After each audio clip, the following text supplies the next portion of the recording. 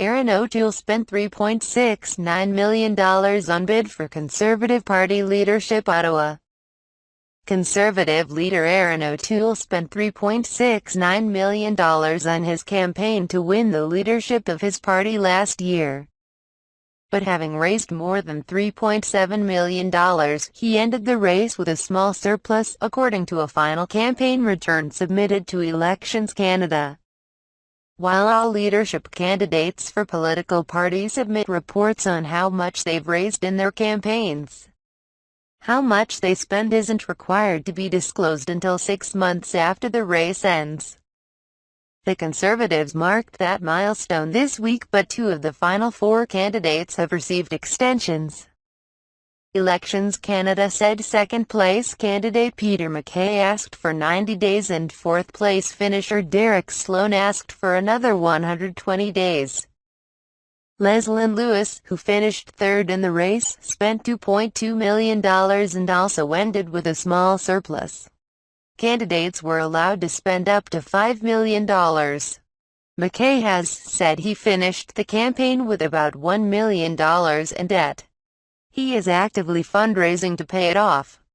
The recent stay-at-home order in Ontario created challenges for his Toronto-based financial agent in getting documents, the MacKay campaign said, leading to the request for an extension.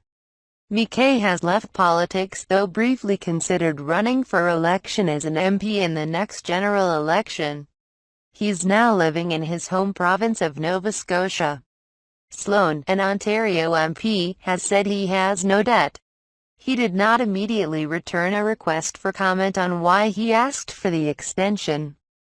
Since the race ended, he has been kicked out of the Conservative caucus for what O'Toole called a pattern of destructive behavior linked to explosive comments he's made on a variety of subjects.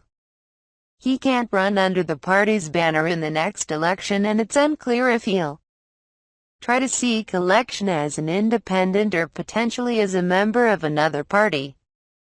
Lewis is set to run for the Conservatives in the next election, in the longtime Conservative riding of Haldimand, Norfolk. She made history in the leadership race as the first Black woman to run for the job. She had entered as a relative unknown to the party's grassroots, but her strong third-place finish has cemented her position as a potential star in the party. O'Toole said as much late Thursday night when he appeared at a virtual event with her to mark Black History Month.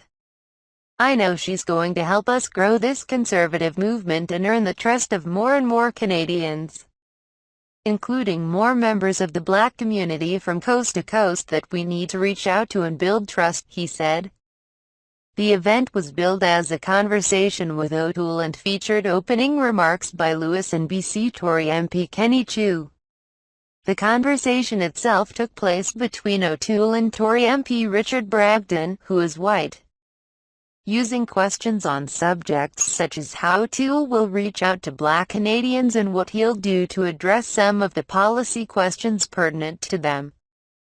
Bragdon was one of 7 current Conservative MPs who endorsed Lewis during the campaign, most aligned with the socially conservative wing of the party. Lewis' relative success in the leadership contest came thanks to her ability to gain a strong following in that cohort of party members. Many of her backers went on to choose O'Toole as their second or third option in the ranked ballot the party uses, ultimately handing him the win. She made it clear to O'Toole Thursday night that she remains a champion of those voices. "When the base has concerns, I do take it to him and I say these are their concerns," she said. This report by the Canadian Press was first published February 26, 2021.